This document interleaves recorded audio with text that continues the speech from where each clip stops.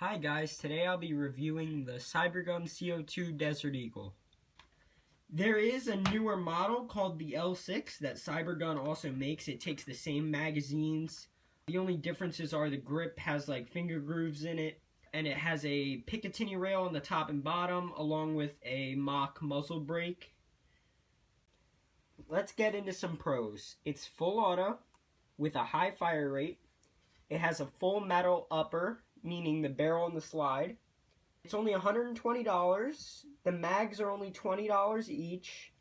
It has a relatively nice trigger. It has a large and easy to hit slide release. It has very deep slide serrations. It kicks very hard. It's relatively accurate for a stock gun out of the box.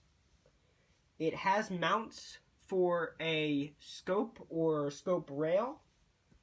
It has a nice silver finish, or you could get the black finish from factory, and it is 1-to-1 scale with the real Desert Eagle. Now let's get into some cons. If the gun's on safe and you try to pull back the slide and you force it, it will break the safety and it will no longer work. The full lower is plastic. The mag pouches are very hard to find for it, and it doesn't fit most pistol mag pouches. The grips are plasticky. Even though they look textured, they're very slippery. It has bad, bulky black sights from factory. A mag only holds 20 rounds, and that goes in about 2 seconds when you're on full auto. It has very bad gas efficiency. You only get about 2 mags out of each CO2 cartridge. The hop up is almost impossible to adjust, and I'll show you that later in the video. The finish, at least for me, the silver finish, scratches pretty easily. I've only fielded it about 5 times, and it already has a ton of scratches on it. And it's relatively hard to disassemble, which you need to do to adjust the hop up. The last con is that you can literally not find holsters for this. This could be both a pro and a con, but the gun is relatively heavy. I would assume it's around 3 to 4 pounds with the mag in. You know, you could argue that this is good for realism, but when you're on the field, it gets tiring very fast. Let's get into the mag. So, some things I like about it. This entire bottom part is metal. There's a very large and sturdy seeming gas valve. You screw in your CO2 with an Allen key.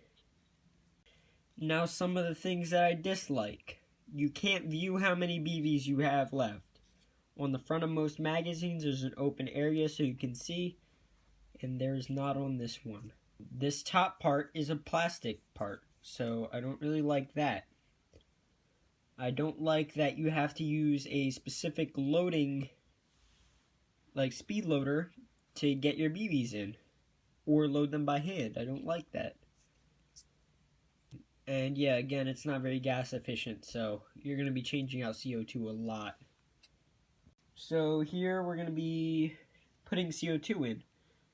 All you got to do is take your Allen key. And you do get a new Allen key with each mag that you buy. So if you lose the one that comes with it, just buy a new one. Make sure that when you're putting it back in, hold this CO2 down. Because otherwise it'll come out of the side like this when you're putting it in, and then you won't be able to get the mag in or out of the gun, and you waste your CO2 cartridge. So now all you're going to do is you're going to turn it until you hear a little hiss, and you're going to turn a little more, and there you go. You have now loaded a new CO2 cartridge. Loading the magazine itself, you're going to use the speed loader that came with it. Now you don't get a new one with each mag. You only get one with the gun. So it's basically this tube. You can use a regular speed loader to put BBs in here. And then after that, all you do, you take this rod right here and you just push them down, and boom, now your BBs have been loaded in your mag. Okay, so this is going to showcase how hard it is to fit this in the mag pouches. So this is a regular pistol mag pouch, and it's an elastic mag pouch. Now these ones, it does fit, but as you can tell, it's stretched extremely far just to fit this mag. And again, these mags only hold 20 rounds, so you hold four or six of them. That's only like, 80. Well, if you have one in the gun, that's 100 to 120 rounds for a game. Okay, so let's get into some firing. So the gun is clear, the mag's clear. Put the mag in, it makes a nice ka-chunk. I did paint these sights on with my sister's nail polish. Let me try to line this up for you guys. Hold this down.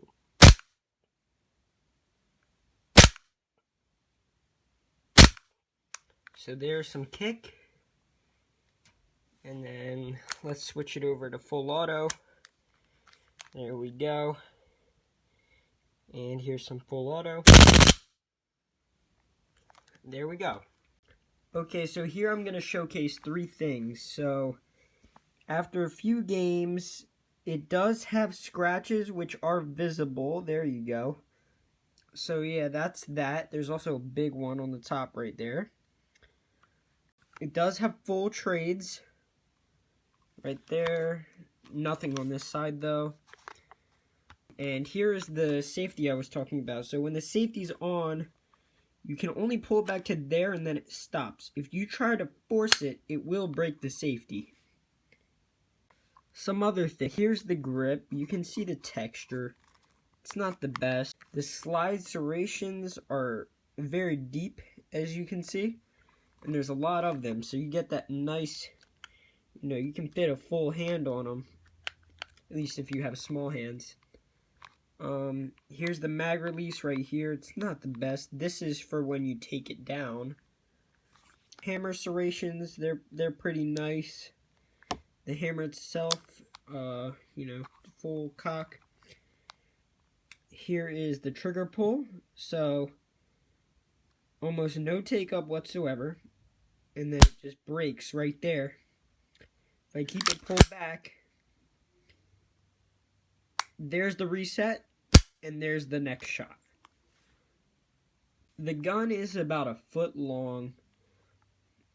It has a very nice beaver tail right here, so you don't get bit by the slide at all. There's no chance of that ever happening. Here is the other takedown lever. It also did come with a orange tip, which I just twisted out with pliers. You got to be careful though, make sure it doesn't break off, but it does have threads in the barrel. I don't recommend taking off the tip if you're gonna, display this in public. I don't recommend you display any guns in public whatsoever, but, if you want to get the cops called on you and possibly get shot, that's on you. Okay, so the takedown. Make sure your mag's out, and then you want to press this button right here, and then you want to flip this lever. That'll allow your barrel to slide forward and off. It does have dual recoil springs like the real thing. It does have a mock bolt like the real thing. If you see in your barrel, let me get the light for it. There's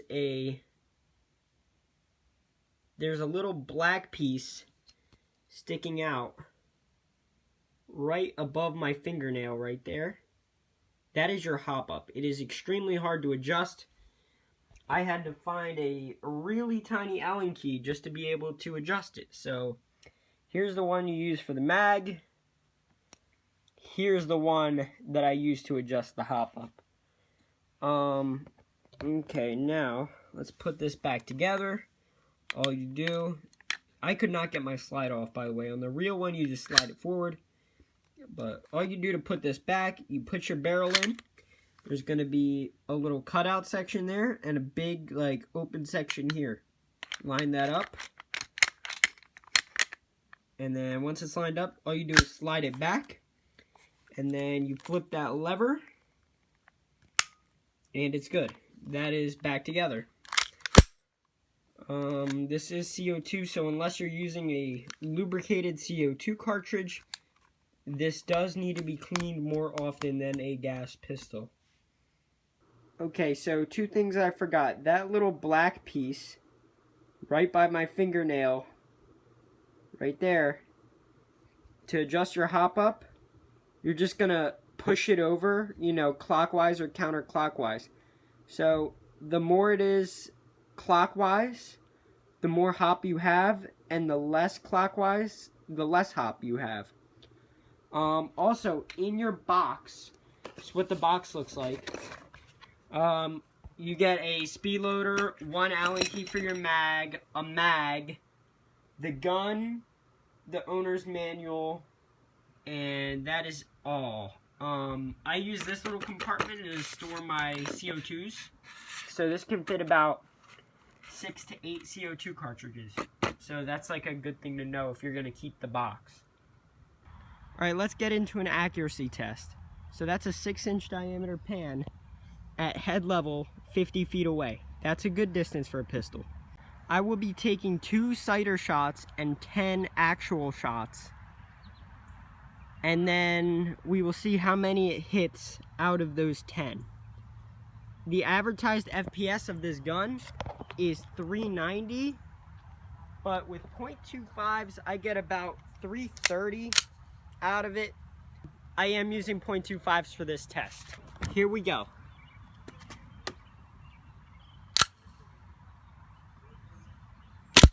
Hit, miss, hit, hit, miss, hit, miss, hit, hit, hit, hit, miss. So, on the accuracy test, it did very well with a 7 out of 10 after the 2 sighting shots. I'm sure if I were to use heavier BBs, maybe like 3.0s, it would have hit more. But all I have access to at the moment are 2 5s and 3 6s. So, you know, I mean, 7 out of 10 is pretty good for, you know, what you're getting for the price that you pay.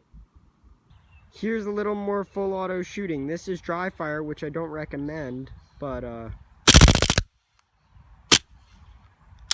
my final thoughts on the gun.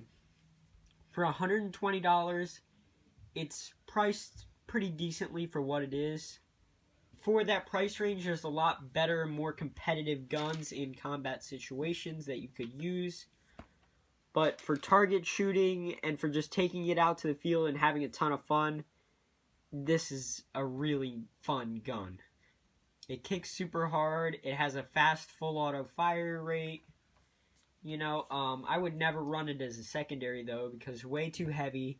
The mags are too big and heavy.